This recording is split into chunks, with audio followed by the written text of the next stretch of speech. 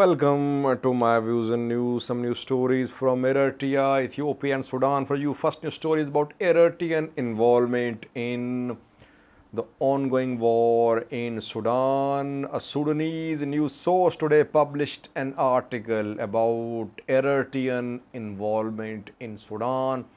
Eritrean government is supporting delivery of arms to rapid support forces. What is the name of this Sudanese news source? How credible is it? Any evidence shared by this news outlet? Secondly, was Tigray has written a letter to Ethiopian Investment Commission, Ethiopian Central Bank. Tigray wants financial relief from federal government. Federal government is looking for a bailout package from the IMF, World Bank, and Tigray wants a bailout package and support package from the federal government. And thirdly, viewers, main road Metihara to Awash Arba, Deradeva Harar road was closed today for hours. Afar of the area in Awash Arba closed this road. All traffic from Tigray to Addis Ababa to Tigray remained suspended for several hours. It started after an ENDF soldier killed an Afar policeman. Fourthly, viewers, an alarming observation by Malik Agar, who is deputy head of Sudan's Sovereignty Council, newly appointed deputy president. He is in Egypt, and in Egypt he shed some light on the mediation initiatives ongoing to resolve the conflict in Sudan. Two main initiatives. First one is being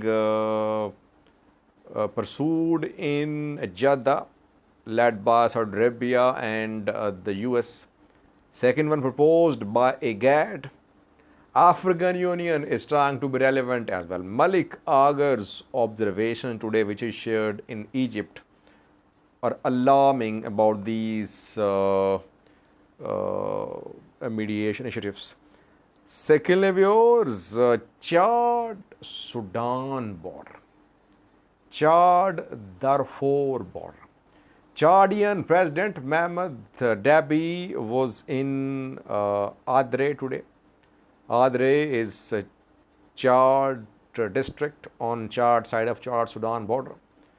Thousands of Sudanese have entered Adre in the past few days, and reportedly dozens of Chadian injured soldiers have been transported to Adre from Darfur. These Chadian soldiers fought against rapid support force members reportedly. Firstly, viewers, Eritrean involvement in Sudan civil war. What is Eritrean official position? Eritrea denies being involved in Sudan civil war. A few days ago, Eritrean Eritrean president spoke in detail in an interview about Sudan war, and he said that Eritrea was neutral. It was not supporting any party.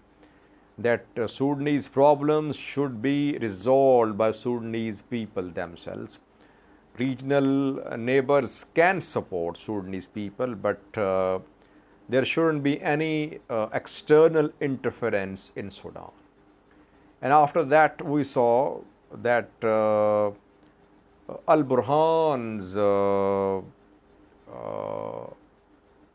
representative met with Eritrea.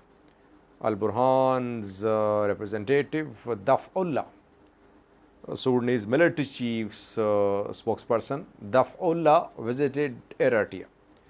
He met with Eritrean president and he appreciated Eritrean support that Eritrea was calling for peaceful solution to the conflict. And we know that when Isaias Afwerki gave an interview about Sudanese civil war, he announced to open borders. He said the Sudanese did not need to have any visas to enter Eritrea. At the same time, he refused to allow aid organizations to enter Eritrea. He said Eritrean people would welcome Sudanese brothers. Of course, no one entered. I don't think Sudanese would enter Eritrean territories. And then we heard that Eritrean intelligence agency agents, they were deployed by Eritrean government in Kassala, in Sudan. Eritrean troops were deployed too.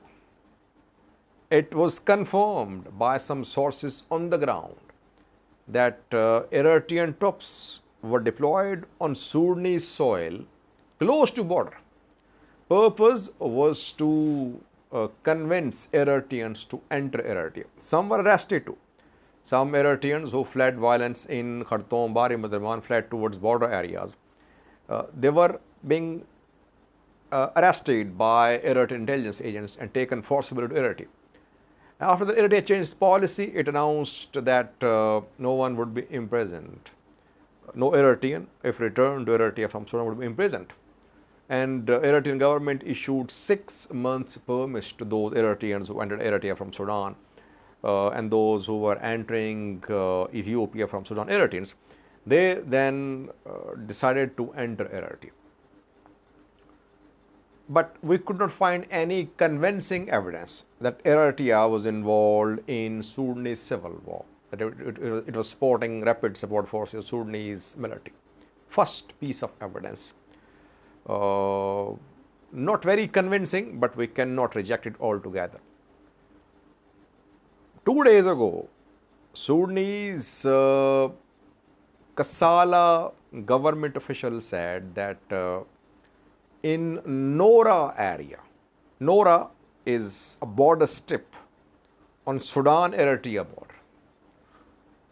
In Nora, hundreds of guns were captured. Modern guns, G3A3, G3A4, modern guns were captured by local security officials. And today, then we saw that Sudan Tribune published an article. Sudan Tribune publishes news stories about Sudan, South Sudan. Several Sudanese are part of this news outlet. Sudan Tribune claims that weapons captured in Nora, Kassala, were smuggled into Sudan from Eritrea by smugglers. And the smugglers were allowed by Eritrean government to operate on Eritrean soil. So Sudan Tribune today accused Eritrean government that Eritrean soil was used by smugglers for the provision of weapons. And the weapon shipment was meant to be delivered to rapid support forces. It's a very serious allegation leveled by Sudan Tribune today. It means Eritrea is involved in Sudanese civil war. As I reported in a video a few hours ago, that the weapons, the guns captured in Nora, Kassala, some of them are made in Saudi Arabia, which Saudi Arabia sent to Yemen, because Saudi Arabia provided weapons to parties in Yemen, fighting faction there. Somehow, these guns, Saudi guns, ended up in Kassala. Which other route can be used to send guns, hundreds of guns, to Kassala from Saudi Arabia?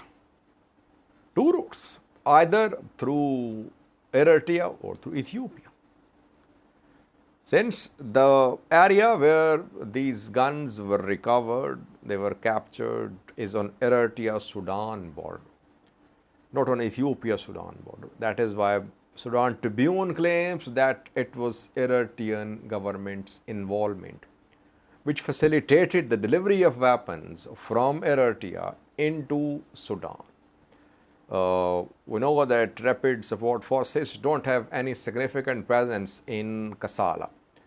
They have been in Kassala, but then they were in Kassala, but they were expelled. Their bases were taken over by Sudanese forces more than a month ago.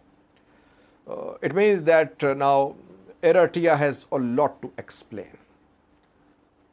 The evidence being shared is against Eritrean official position. Eritrea claiming to be neutral in the war, but weapons, large quantities of weapons captured on Eritrea-Sudan border. Was Eritrea involved, or that smugglers somehow deceived Eritrean government? They secretly transported weapons. How is it possible to transport weapons from Yemen through Red Sea, then into Eritrea, then from Eritrea into Kassala? It cannot be done without help, without approval of Eritrean government. Let's see if Eritrea shared its position about this story. Will try to update you. So far, first serious allegation against Eritrea about involvement in Sudan civil war. Secondly, words, Tigray wants a bailout package, a financial relief package from Ethiopian government. Tigray regional government, interim government has written a letter to Ethiopian Exchange Commission, to Ethiopian Central Bank. Tigray wants several actions from the federal institutions like tax exemption, like debt cancellation, like debt payment rescheduling, like special assistance, financial assistance, and several other actions from Ethiopian federal institutions, financial institutions. Tigray wants the money as well, the budget which was allocated for Tigray, but it was not given to Tigray in the 2-year-long war. Ethiopian Ethiopian Federal House of Federation refused to give that budget to Tigray, and Tigray protested. Now, Tigray wants to rebuild its industry. It wants to involve investors. Investor licenses damaged a lot in the 2-year-long war. Now, new investments will start.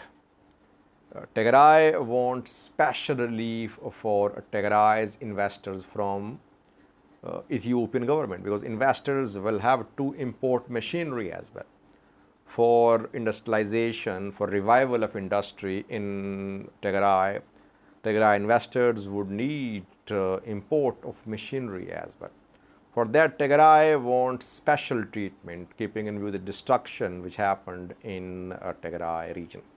Let's see how Ethiopian government responds to this call from Tigray government. But Tigray interim government is hoping to receive support.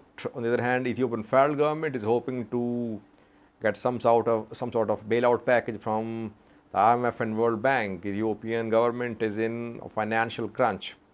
Economy is in dire straits, and birr value declining. Gap between birr value in official exchange rates and in black market is widening. But US and US backed financial institutions want Ethiopia to do more. Ethiopia says it has already done a lot. So far, no financial bailout package for Ethiopian government, but Tigray wants a special financial support package from Ethiopian federal government. Thirdly, viewers, Afar region of Ethiopia, where a main road remained blocked for hours on Saturday. Awash Arba, Metihara to Awash Arba, to Dire Deva Harar roads were closed by angry protesters. What happened? In Awash Arba, Afar region, Amebera district, an Afar policeman was shot dead. He was shot dead by a member of Ethiopian National Defense Force. Local Afars, when they came to know of the killing of their Afar tribemen, they took to the streets. They blocked this main road, Metihara, Awash Arba, Deredeva, Harar roads. All traffic from Tigray to Addis Ababa and vice versa remained suspended for several hours. Then talks were held. Roads were blocked and there were seen long queues of vehicles. Ethiopian army tried to disperse those who had blocked the roads. Then talks were held and talks became successful reportedly. Road is open these minutes when I'm recording this video. Several sources are claiming that Ethiopian army opened the road by force. It fired at protesters. And some protesters who blocked the road, they were injured. I don't know. I have no such information. All information that I have verified is that the road is open. Negotiations were held. Elders were involved. Death of one Afar, a policeman, has been confirmed. He was killed by a member of Ethiopian National Defense Force. Lastly, Sudan, were alarming observations by Malik Agar about the ongoing negotiation, mediation initiatives. Malik Agar is head of SPLM, Sudan People Liberation Movement, North Chapter. He's based in Blue Nile State. And he was appointed Sudan Sovereignty Council Vice Chairman a few days ago when Hamati was removed by Al-Burhan. Malik Agar since then has been very busy. Has been touring African countries. He visited South Sudan, Kenya. Then he attended IGAD summit. And he was in Egypt today. In Egypt, he spoke in detail about the mediation initiative ongoing, like the one being led by Saudi Arabia and US in Jeddah, IGAD's newly proposed solution, and African Union's role as well. What he said is alarming. He said, those who are proposing solutions want to occupy Sudan. African Union is prescribing medicine for a disease which it does not know what the disease is. So, African Union does not understand what is happening in Sudan. IGAD's proposal, its initiative, has problems too. Almost quote unquote. We know that IGAD's proposal stands rejected. Both sides almost rejected the proposal. So IGAD is insistent that it will not back down. Rapid Support Forces said there was no need of a new platform for mediation. Sudanese army objected to Kenyan leadership of the committee nominated by IGAD. Sudan military said the committee should be led by South Sudan Salva Kiir. Thirdly, he spoke about Jeddah talks. He said Jeddah talks are not making progress too. And all these initiatives for mediation are not producing any results. RSF is destroying banks, houses, residential neighborhoods, people dying, banks looted. But in the end, Sudanese army, Sudanese people will be the winners. This statement is very alarming. Why? Because Sudanese military, he is representative of Sudanese military as well, because he is Sudan Sovereignty Council Vice President. He cannot say a word without consultation, without approval from Sudanese military. So he is saying that all mediation initiatives are not sincere. All those who are proposing mediation solutions, they want to occupy Sudan. Secondly, Chad Sudan border, there's rapid support force members in control of this area, and RSF members were involved in clashes against Chadian soldiers. It is being confirmed now that the fighting happened on Sudanese soil in Darfur between Chadian soldiers and rapid support force members. 2 Chadian soldiers were killed, dozens were injured, and they were taken to Adre.